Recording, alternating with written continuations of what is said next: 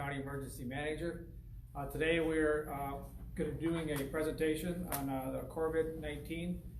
Today we had a task force put together from representatives from the city, the county, the hospitals, and other businesses in town here to discuss what our plans are going to be moving forward, what's going on, how emergency services is going to react, and things of that nature. We had a great turnout.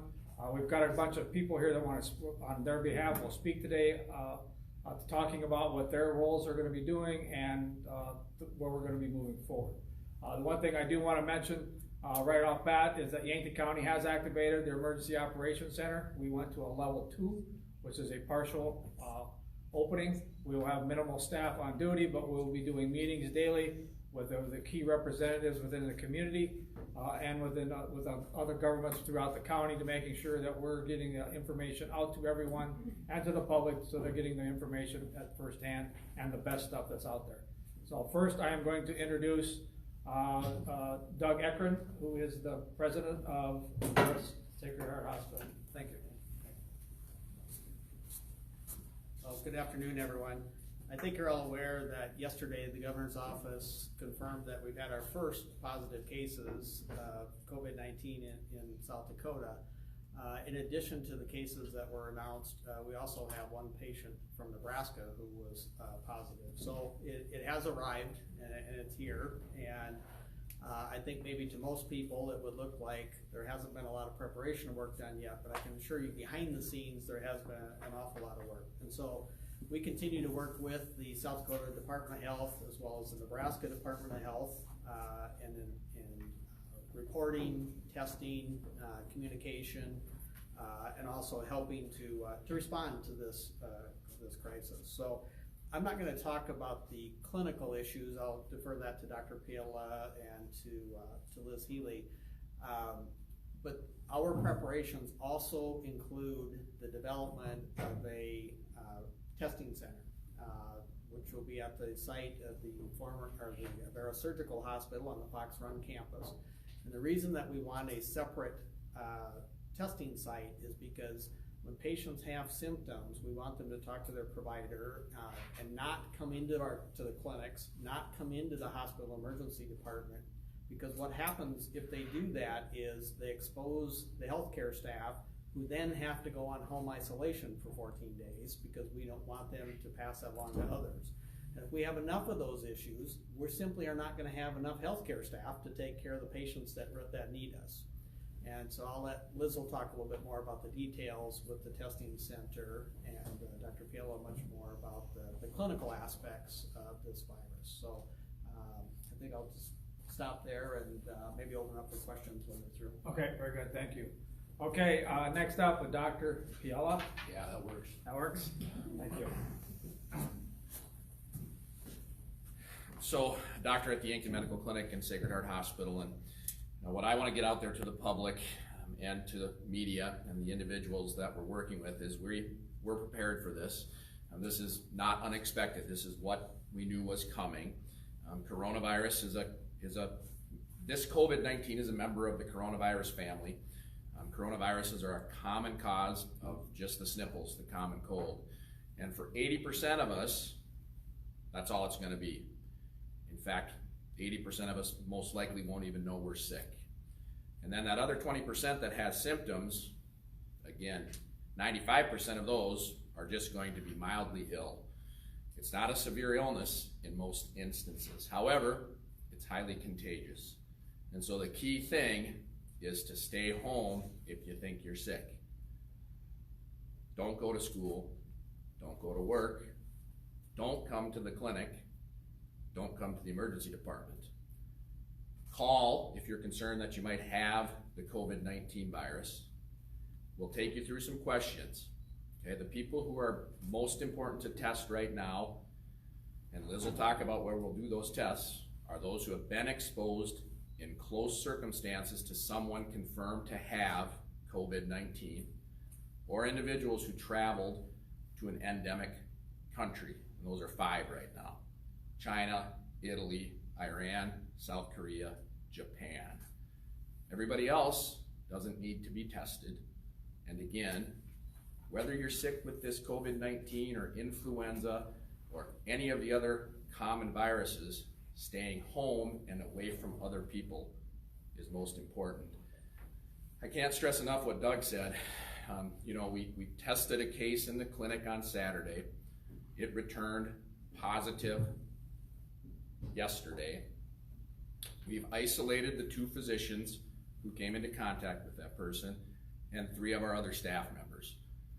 So they will be in isolation for 14 days.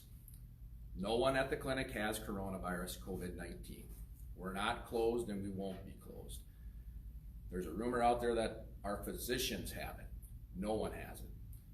And so again, this is getting overblown. People are panicking for reasons that don't make sense. Make sure and listen to reliable sources. And again, stay home. If you're sick, call your provider, go through your symptoms. We can reassure you in most instances. If you think you've been exposed, tell us what that exposure is. We'll get you safely to the testing center. Don't come to the clinic. Don't come to the emergency department. I'll turn it over to Liz, and then I'll come back up too for questions. Very well said. Good afternoon, I'm Liz Healy. I am the Infection Prevention Coordinator at Avera Sacred Heart Hospital. We have set up a testing center at Avera Surgical Hospital, as the other 2 have mentioned. What our process will be, is I'm going to mirror a lot of what Dr. Pietola said. If you believe that you need testing, or if you believe that you are ill with COVID-19, our first response to you is to call your healthcare provider. If you do not have a healthcare provider, you can call 211 and they will put you in contact with a healthcare provider that can assist you. Again, we do not want you to come into the clinics or any of the local hospitals and say that you need testing. Testing will only be done through the Department of Health's approval. So once you contact your physician, if you meet that criteria, they will have you, they will contact the Department of Health, and if you do require testing, we will have you come into the Avera Surgical Hospital. We will give you very specific instructions on where we want you to come in at this time in order to keep everybody safe. Even though it seems a little impersonal, what we have been doing, and we've tested several people today and it's gone very well, is we are having the patients stay in their vehicle. We come out, we have a nurse that is in a PAPR, which is a purifying air respirator that helps keep our healthcare professionals safe. We have them come up to the vehicle. We validate your name, your date of birth to make sure that we are doing the right test on the right patient, so that we don't delay any testing. We are taking the process of getting the swabs, labeling the specimen, and then you are free to go to your home where we would like you to self-isolate. The CDC would like that, Department of Health, until we know testing results.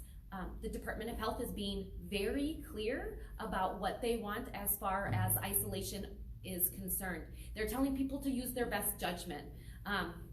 That is very difficult, I understand that. I have 3 small young children, but what they want you to do if you are asked to self-isolate until testing results come back is, if you have a camper, stay in a camper, or stay in a room, stay in the basement, that sort of thing until you know, because you want to be able to keep your family safe. If you're able, if you have young children and you're able to go with a healthy adult, you know, it's really not recommended by the Department of Health to have them go with a grandparent or an elderly relative. Have them go with a healthy adult until, again, we know those testing results. In which case, when we do know those results, your provider, the Department of Health, or a representative will call you and we'll go through the motions then. But I would like to just mirror Dr. Pietola and Doug's comments again, where we do not want you just to walk in to a healthcare facility. The majority of people will have mild illness, but for some this could be very severe, and those people include a lot of the same for influenza. The elderly, people that have comorbidities like COPD, asthma, congestive heart failure, diabetes, possibly people that are pregnant, though there haven't been a lot of cases, but again, they are saying it's very similar to people who have complications from influenza. I think that's all I have right now. Okay. All right, up next will be the mayor of Yankton, Nathan Johnson. Good afternoon. We're in a time of some uncertainty now. I know there's a lot of anxiousness out there, so I really appreciate the medical community coming together to give us facts today and really advise us on the best way forward. From a city perspective, we've talked at length with this with our department heads, so one of our major concerns is staffing if our employees become sick. So that's been a lot of our planning. And so Amy and our department heads have done a great job of that. Really my concern when I think about this issue is we've heard that, well, the flu is around, why are we so worried about coronavirus? And the thing about coronavirus is we have no immunity to it. And so we want to slow the spread. That's why what you heard today about preventing infections is so important, because I think one of the real dangers is a lot of people getting infected and then overloading our healthcare systems. Because there is that small portion, not so small, but the 20% who may need hospitalization. And so that could be a lot of people that could overwhelm our medical facilities. And so that's, when I think about what concern I have, that's the major one. Like they said, majority, 80% of people will have mild to no symptoms. And along the lines of preventing infection, I guess, we're not issuing any guidelines about big crowds gathering. We have no guidance on that at this point, but I think it really is a time to think about, is it worth it, considering the potential for infection, especially if you're an at-risk individual. We've seen what they've done in other countries who are facing outbreaks, Italy, China, and one of the most effective things they've done is limited people getting together and exposing. We've already seen that some of these large events, sporting events, is what led to people being exposed and testing positive. So I think that's something to really think about as you're planning your life. Again, we don't want life to come to a halt. We can go about our normal lives. There's no reason for hysteria or we've heard plenty of reports of all the toilet paper being bought out at our local stores. There's no reason for that, but just think about being smart and washing your hands and not touching your face. I hope I didn't touch my face during this presentation, but those are the things we want to stress. And I think I really want to encourage us during this time to think about how we can hold each other up, give each other strength, because there will be people, there are already people who have become sick, there will be more, and we just want to think about how we can support them and help them get better. So really think about your fellow man at this time. I think that's one of the most important things we can do. Be kind. Okay. Thank you very much. Up next will be the county's PIO officer, Sherry Hoffman, and we also have the Yankton Medical Clinic's external affairs person, Cheryl, if you want to come up here and speak, and we'll close and ask for questions later. Yeah, you'll go first. We just wanted to reiterate what so many others have said. Simply don't walk into healthcare facilities and clinics. You're putting others at risk. Please call first and follow those instructions. If you don't show symptoms of cough, shortness of breath, and fever, be aware that some places may be closed to visitors, such as nursing homes. There may also be delays or expanded questions when you do seek medical appointments. They're simply trying to keep staff and other people healthy and safe in our community. And as Nathan mentioned, use good hygiene. We recommend washing hands for 20 seconds, using soap and water or hand sanitizer if soap and water are unavailable. And don't touch your face if possible. Sneeze or cough into your elbow or a tissue, and then throw that tissue away, and then wash your hands. Thank you. I'm Sherry Hoffman, Yankton County Emergency Management PIO. Just to reiterate a couple of the points that we've been making, area responders have been meeting several times to discuss what information we have and how we can all be safe going forward through this COVID-19 in our area. So if you have specific questions regarding COVID, please call the South Dakota Department of Health number. It's 1-800-997-2880. And they'll be able to address any questions or concerns that you might have, just general questions in general. And then also for our neighbors at the state of Nebraska, the Nebraska Department of Health has a separate number that'll be listed on their website, so feel free to consult that. Now, if you have a cough or shortness of breath or fever or anything, or if you've been exposed to someone, please call your healthcare provider and then follow their instructions. Like everyone said, don't show up at a clinic or a hospital. They're simply not prepared for that exposure for their workers and then whoever else may be in those waiting rooms. So please use good judgment. If you don't have a healthcare provider, like we said, call the 211 number. Speaking of that, so when people may call and you may have a shortness of breath or something, you may notice our responders coming to you dressed a little differently. They may have masks on, or gloves, or gowns. That's for their protection as well as yours. Until they can figure out the situation, that's a safety protocol we've asked them to do. This will help stop the spread of the virus. So if you're attending a large event, I want you to weigh the risks and the benefits of going. If you feel fine, please go. If you don't feel so great, maybe take a step back and think, how important is this to me? Or how would I be at risk exposing others to something I might have? I would say, but otherwise, live your life. Go about your normal day-to-day things. We are a great area to live in, and we are open for business. Also know that information changes rapidly, so we may again meet like this or push out other information in other media sources, but understand that we are sending out the most reliable information that we have at this time. And as always, use a trusted source like the CDC or your state's Department of Health for the best information. Thank you. Okay, very good, thank you. I think we're gonna, if we, probably be easiest just to bring everybody up, so if there's questions from the media, you can ask them up here. So if we could get the folks that spoke, then I'll have one last comment when we get done.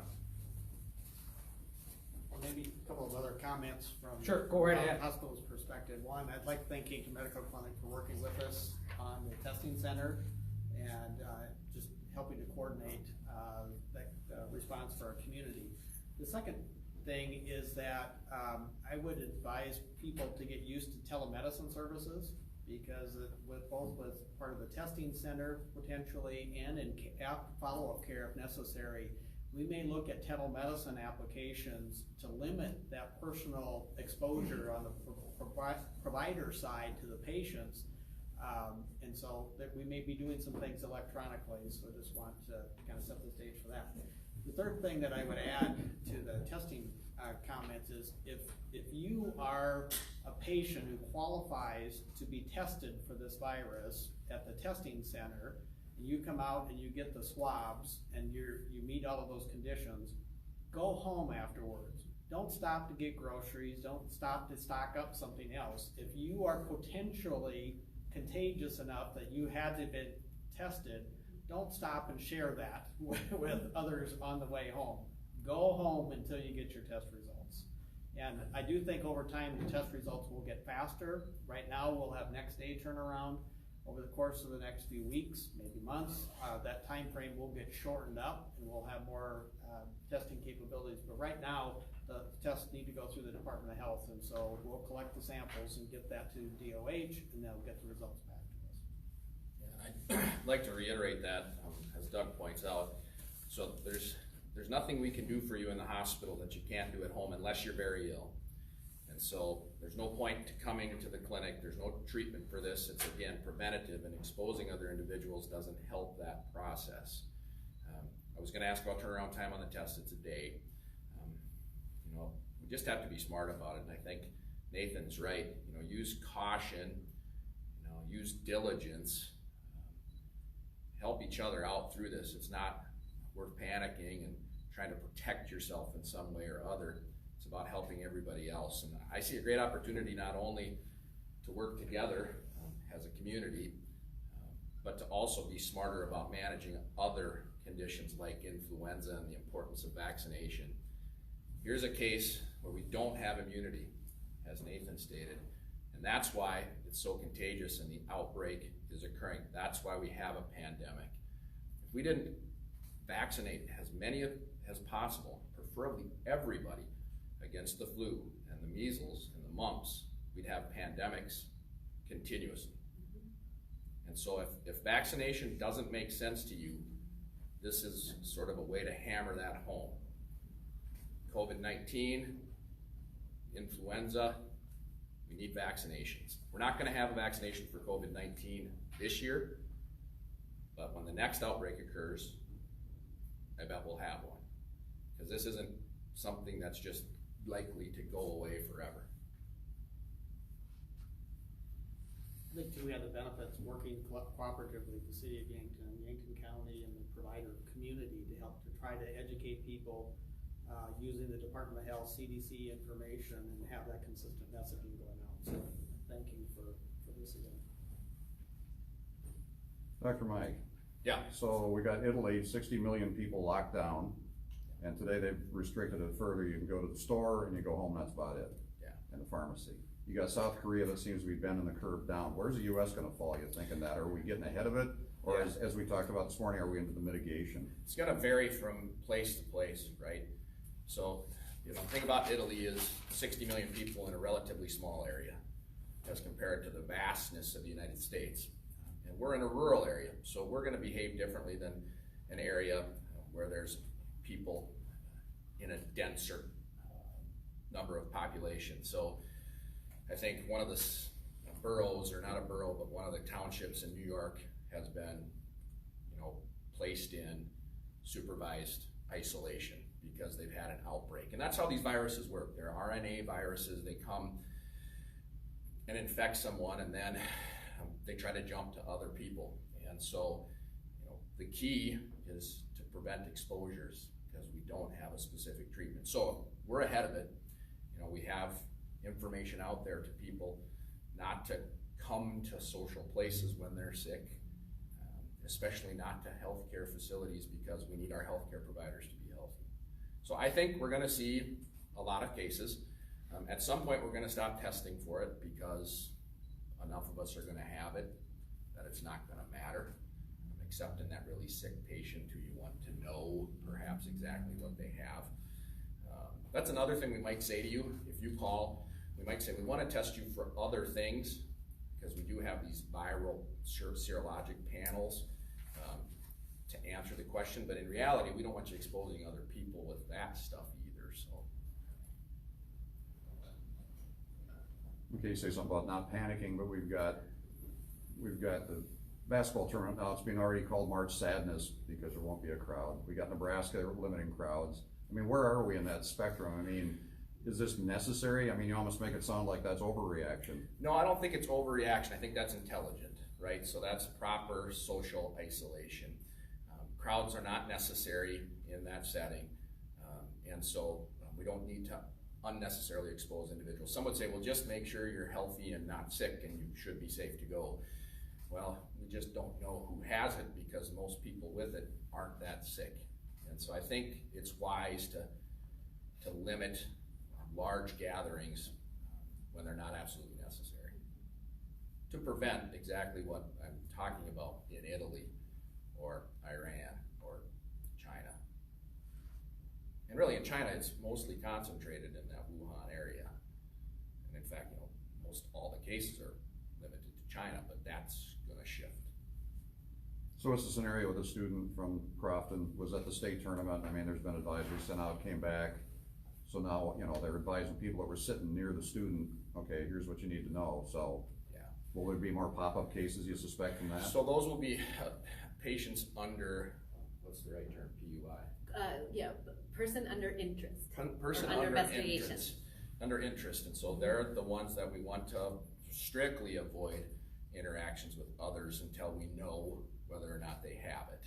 Doesn't mean they won't get it later, but those are the ones we want to mostly focus on. So, you know, close personal contact, being within 6 feet of someone, you know, for a prolonged period of time, they don't define that.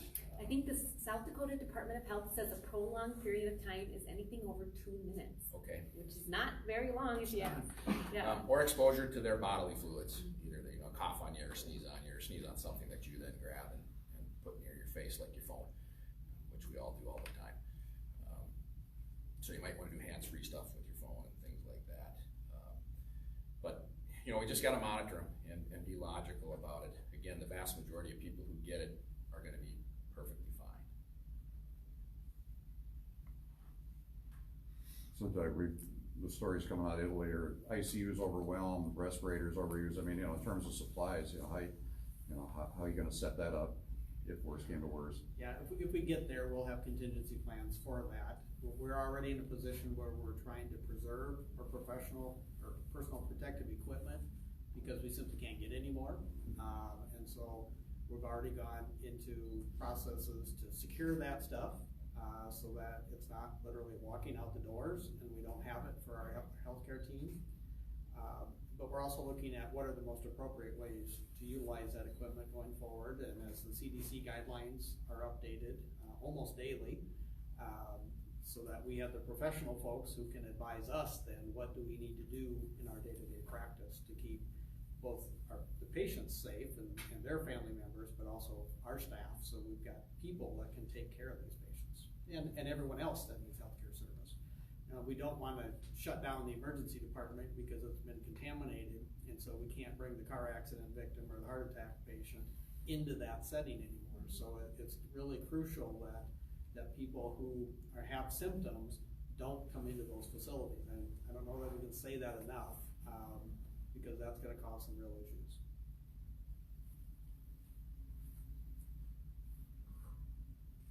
Anybody else? Just for the pool, what exactly is involved in the test?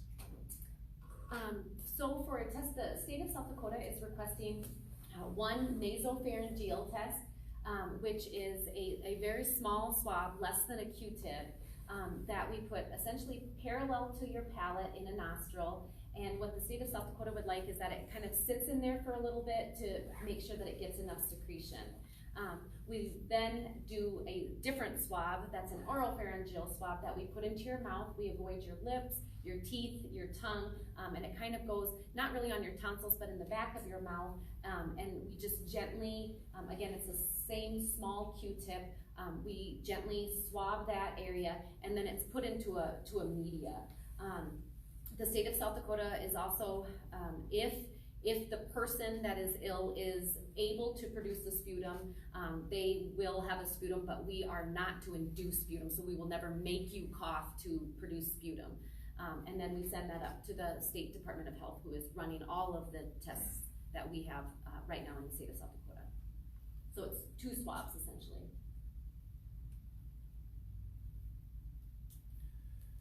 I'll comment on something else that I've heard from individuals is, so now if I catch a cold and I have a cough and shortness of breath and a stuffy nose and maybe a fever, does that mean I need to be home 14 days? And it doesn't. We want you to handle that if you're not known to be exposed to COVID. If this is just a random case of catching a cold, we want you to stay home because we don't want you to expose others to those germs. And then once you're better, no fever for at least 24 hours, then go about your usual business, washing your hands frequently, anytime. So you don't have to stay home 14 days until you become a person under interest. And so we'll help take care of that. Otherwise, just use your common sense and caution and diligence and stay home.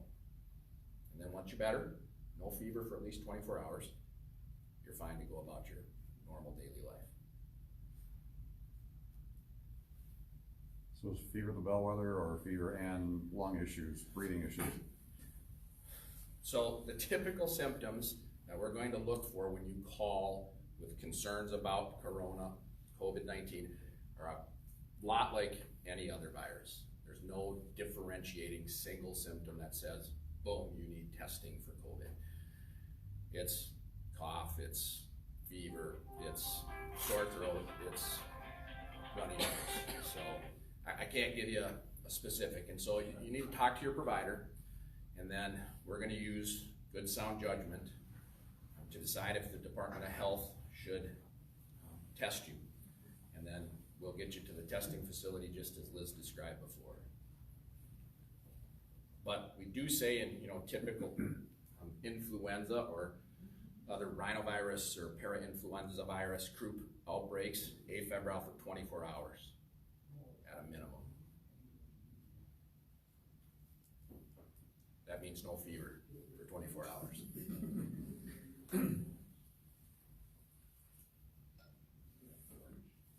Anything else? Yes. Roughly, I'm sure there's not a number on this, but how many people have requested tests or come in and said, I think I've got coronavirus, and then it turns out it's, it's not. Has there been a spike in that lately, or? In South Dakota or? Just in the Yankton market? So, so the case that was at the clinic Saturday, of course, they had no idea that it could be COVID. They just were sick. And my preference, again, is when you're healthy and have a fever, you don't need to run to the doctor in most instances. And so, what's the role for increased testing? There's been people inquiring properly by calling. Don't show up at the door, as we said. And I think those numbers will increase and we'll test more, again, to a point where it becomes unnecessary to test anymore.